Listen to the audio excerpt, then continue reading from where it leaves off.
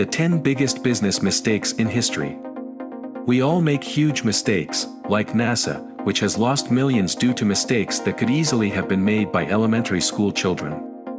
Xerox, through naivety, let a young Steve Jobs copy the greatest technological invention of the 21st century, and many said no to Google in its early days.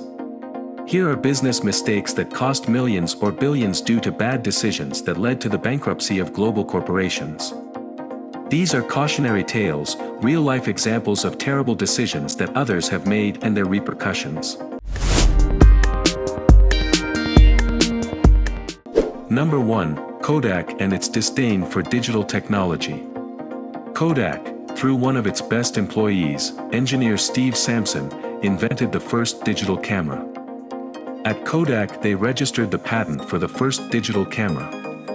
At that time, computers were still of limited use, so the best way to enjoy digital images was through a television. Perhaps the success and lucrative nature of the then analog camera market and its film rolls or cassettes for developing led Kodak to make one of the worst mistakes in the industry. Kodak had dominated the camera market for a century, but apparently it did not know how to adapt to the trends of the new millennium. In a terrible decision, they gambled and concentrated only on analog cameras and their film rolls, even though they knew the enormous receptivity of the market for digital images. They left digital technology frozen until it was too late. Let's call it risk aversion, fear of the unknown or losing their market niche. The creators of the digital camera turned their backs on their own invention to stick with an obsolete technology. In 2000, with the explosion of digital technology, more than 70% of Kodak's revenues were still concentrated in its analog products. The decline of a giant, blind to market trends, began. From 2000 to 2010, Kodak's revenues fell by less than half. It tried hard to get into the digital market, but its camera models generated losses, even more so in the face of a booming market for cell phones and other devices with built-in digital cameras. Between 2004 and 2010, Kodak generated losses of around $1.2 billion a year, until the colossus of the century's photographic market declared bankruptcy in 2012. The most obvious lesson in the business world, even if you are the leader, you must pay attention to the trends in your market. Number 2. Excite let Google go in 1999 for $1 million. In 1999, the year of the global internet boom, 3 search engines dominated the market: Yahoo, Excite and AltaVista. Google was a baby compared to the big boys. So much so that Larry Page, then 26, offered Google the big boy from Excite for just $1 million. George Bell of Excite was very happy with the deal, as the figure was only 1% of Excite's assets. Until young Larry Page demanded that, in order to go through with the deal, Excite should replace its entire search engine algorithm with Google's. Bell refused. He considered Page's demand to be too much to ask for. It was the beginning of the end for the then second largest internet search engine in the world. Excite was bought by Ask.com in 2004, who now have barely 0.5% of the market share. Google is today the giant of the internet. Google processes no less than 1.5 billion searches a day, owns more than 90% of the global search market and other very lucrative businesses. Larry Page is now the 9th richest person in the world. Google has some $2 trillion in assets on its balance sheet. That's 1,000 times the amount Bell should have paid Page. Paradigm paralysis, fear of change. Number 3, the new Coca-Cola. The carbonated beverage giant nearly committed suicide. Coca-Cola executives, faced with a successful Pepsi campaign called the Pepsi Challenge, entered a state of anxiety that led them to make abrupt changes to the drink. New Coke represented the first and perhaps only major change to Coca-Cola's flavor in more than 100 years. Laboratory chemists were ordered to subtly change the famous cocktail, marking a change in the soft drink's secret base, and the usual sugar was also replaced with corn syrup. With enormous spending on advertising and image changes, New Coke appeared on U.S. shelves in April 1985. Despite the fact that blind tests gave the new flavor more than 60% in favor of the original recipe, what initially seemed to be a great success turned into a complete disaster within a couple of weeks. Thousands of letters from angry consumers, hundreds of negative reviews in newspaper editorials and even street protests caused New Coke to disappear from the shelves within weeks. After a couple of months of unusual chaos, Coca-Cola management had to announce the end of New Coke, and the original recipe under the name Coca-Cola Classic could have cost much more. Coca-Cola management was able to back off from its intentions in time and won the forgiveness of consumers. If New Coke had been introduced gradually as an additional product, the market would most likely not have rejected the choice. The lesson is simple: a change of image and product cannot be so sudden or so drastic. Number 4, Daimler-Benz and its merger with Chrysler. Chrysler, now owned by Fiat, has been one of the big three in the American automobile industry, unlike GM and Ford, which have had a greater presence in the American market. It feels threatened by the growing presence of Japanese brands. Daimler-Benz, the German corporation that owns the Mercedes-Benz line, saw an opportunity in this situation and decided to propose a merger with Chrysler in 1998 for no less than $36 billion. Daimler-Chrysler emerged and became the third largest automobile corporation in the world. The vision of both corporations was simple: to gain a global presence and maintain a proportion of global sales. However, the strategy did not bear the expected fruits. 7 years after the merger, Chrysler's income was barely 10% of the merged corporation.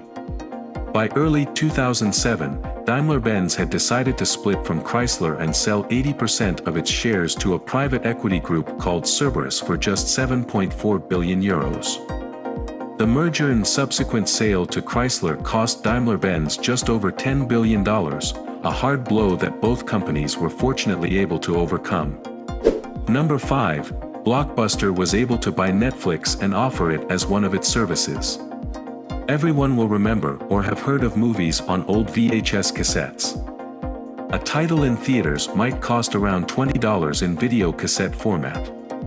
The big solution in the mid-90s was movie rental stores like Blockbuster Video, an empire that thrived from 1985 through the 1990s, almost worldwide. Around 2000, Reed Hastings and other executives at the nascent online streaming service Netflix approached Blockbuster about a partnership. Hastings and his partners proposed to run Blockbuster's online and distribution business, and they would offer Netflix as part of their services. The deal fell through, and in Hastings' words, Blockbuster executives laughed out loud as he left the boardroom. We all know how that story ends. Blockbuster was unable to deal with the tough threats posed by the DVD price wars between 2002 and 2005, nor with the strong intrusion of piracy and a market that preferred the already widespread subscription TV industry and the web format offered by Netflix. In 2005, Netflix had already surpassed 1 million subscribers in the US alone, and Blockbuster, in a desperate attempt, launched a hybrid online rental format called Blockbuster Total Access. It was a shadow of Netflix. At Blockbuster's new site, Jim Keyes, who came from 7-Eleven, tried to make up for the loss of market share and to be on par with his competitor. Keyes dismissed the digital strategy, tried to boost the physical stores that still made money, and relaunched the business towards video game rentals. Bad decisions. In September 2010, Blockbuster Video declared bankruptcy, and Netflix not only produced its own content, but also had more than 250 million subscribers worldwide and was a prosperous and open-to-change company.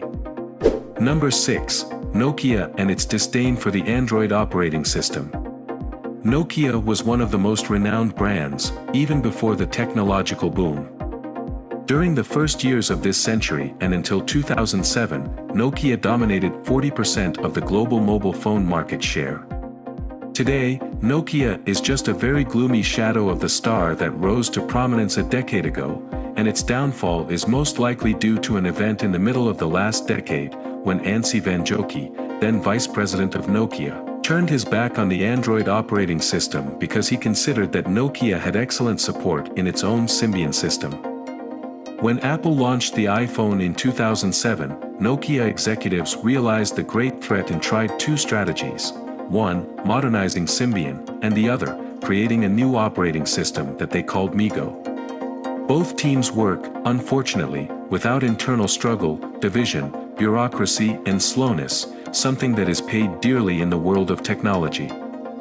Nokia had always had the solution, to bet on an open-source operating system like Android, but this option was rejected. Vanjoki's response was, "We piss in the winter to keep warm, betting on internal development." With losses of around $5 billion a year, Simple Pride has almost cost the legendary technology giant its existence. Number 7, Yahoo passed up the opportunity to buy Google and Facebook when they were just starting out. Yahoo was the dominant internet giant in its early days, but it was also the victim of a series of bad business decisions. The corporation could have bought the pioneering web advertising startup DoubleClick, which was eventually acquired by Google. It could have also bought Google itself and even Facebook in its early days. Larry Page asked Yahoo for funding to launch Google, but they refused. Big mistake. In 2002, Yahoo and Google met again in negotiations. Yahoo offered $3 billion to buy Google. Google asked for $5 billion, and no deal was reached. Yahoo scrapped its web search engine while Google developed an ever more powerful one. In 2006, Yahoo let Facebook go, as Mark Zuckerberg asked for $1 million, while Yahoo's management agreed to $1 million. In 2008, Google made a huge leap in web advertising management by buying DoubleClick, a company that Yahoo refused to acquire at the time. Finally, in 2008, Microsoft offered to buy Yahoo for just over $40 billion. Management refused, considering it a low offer. A year later, Yahoo paid Microsoft to use its Bing search engine, turning its back on its own search engine. In 2017, Verizon Media bought the remains of Yahoo for $4.48 billion, while its stakes in Yahoo Japan subsidiaries and part of Alibaba were transferred to Altaba. Number 8, Xerox and its mistake with the technology it gave to Apple. The biggest business mistake in history is Xerox's, due to its good intentions and overconfidence. The American corporation Xerox, world leader in the photocopier and printing toner market, has traditionally stood out for its research and development activity. Xerox could well have been an unprecedented megacorporation in the 1970s. Xerox had the luxury of owning several lines of research that it did not even bother to commercialize. A couple of them were the legendary Xerox Alto personal computer, very advanced for its time, and the creation and development of the graphical user interface, predecessor of later computer systems. The Xerox Guide allowed users to interact with images and graphics, today comparable to modern operating systems that even had a mouse. In 1979, Xerox granted Apple a 3-day visit to its facilities in exchange for $1 million in shares. The opportunity was not missed and it sent its best talents to the Xerox laboratories, including Steve Jobs. Jobs developed his own analogies from that visit to Xerox. In an interview in 1994, when asked about the origins of the Macintosh, Steve Jobs openly replied, "Good artists copy, great artists steal." It seems that the people at Xerox did not know what they had in their hands. Bill Gates, for his part, also claimed to have been inspired by Xerox's advances. The worst thing is that, according to Larry Lister, a development engineer at Xerox and eyewitness to the visit, they had shown only 5% of their developments, but it was enough to inspire Steve Jobs. In the early 80s, Xerox sued Apple for the use of its technology. However, the case was dismissed and had no consequences, as there was a signed agreement. If the scientists at Xerox had not been so trusting, perhaps today we would be talking about the almighty Xerox PARC and not Windows or Macintosh. They simply gave away the largest technological investment of the century to their competitors. Number 9, an elementary conversion error costs NASA $327 million. The $327 million Mars Climate Orbiter is lost in space due to the dumbest misunderstanding in NASA history. It turns out that multinational aerospace contractor Lockheed Martin designed the probe based on the English system of measurements, while NASA scientists used the metric system in their operation, feet to meters, miles to kilometers. NASA can only imagine the result. A failure of the probe's thrusters and malfunction led to a loss near Martian orbit, some $327 million in wasted costs. NASA had days to realize the error, but this discrepancy in measurements was noticed too late. Number 10. A controlled burn costs the city of Los Alamos $1 billion. A commission of officials in charge of the Bandelier National Monument, together with the fire department of the city of Los Alamos in New Mexico, made the decision to plan a controlled burn in view of the high imminent risk within the monument on the mountain peaks of Cerro Grande. The decision was made to begin the burning phase on May 4, 2000. The high concentration of conifers, the severe drought and totally atypical winds led to the disaster. Within 4 days, the team simply could not control the flames and they overran the preventive lines. The city of Los Alamos and the town of Santa Clara had to be evacuated. Some 400 families lost their properties, 1,000 acres were destroyed. No human victims were recorded. However, according to the General Accounting Office of the USA, the damage was quantified at just over $1 billion. Communication failures, fear of risk, fear of change, underestimating the market, the customers, trusting the competition too much or abruptly modifying a product are mistakes that everyone in the business world can make. We hope you enjoyed this video. If you have any feedback, feel free to share it with us in the comments section. Give this video a thumbs up and send it to your friends so they can comment on the most interesting and fun facts out there. And if you're new to the channel, I invite you to subscribe. See you in the next video.